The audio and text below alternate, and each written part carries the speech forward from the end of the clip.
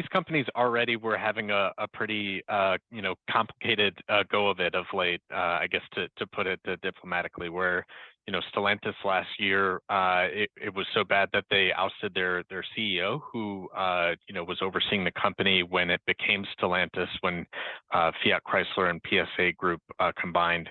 Mercedes, I think, has really, the story for them has been a combination of serious challenges in Germany with high costs that we've seen kind of hit the broader automotive space in that country, and the German car makers really struggling in China. And so you sort of add to those complications all of this tariff mess that they're still trying to kind of get a hold on and a hold of, and they weren't particularly upbeat about this year, but now they're even less certain. I think the only reason we didn't have a clean sweep, because we also heard from Volkswagen today, was they just sort of left their outlook in place that said, look, we're not yet factoring in tariffs, and so still a lot of question marks in that company's numbers as well.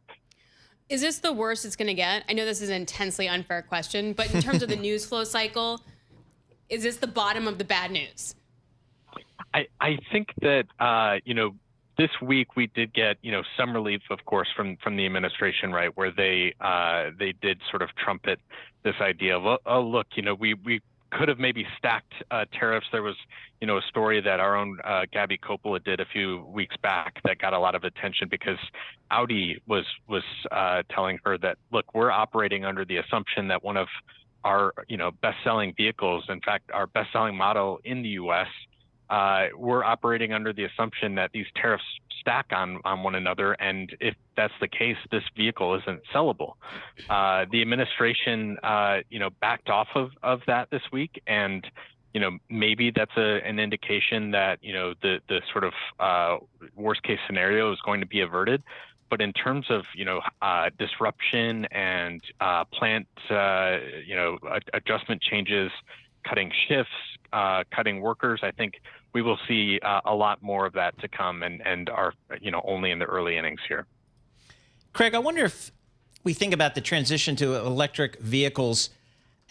Does this whole bump in the road, does that maybe stall that conversion at all? Because if I'm a company, I'm not sure I'm going to make some of the investments needed to go to EVs, whether it's a new plant or new distribution. I got to just worry about day to day here with tariffs.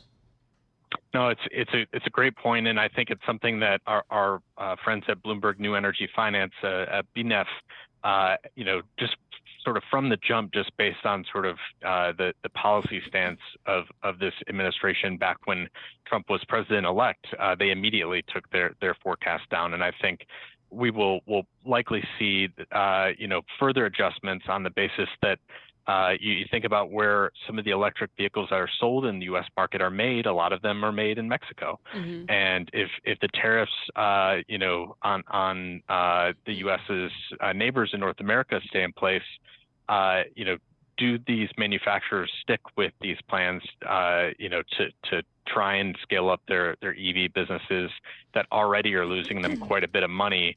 Or do they look to make some adjustments and sort of rethink whether or not it makes sense to continue to make those EVs down south of the border? I think it's a very valid question and something that we're very much on high alert for.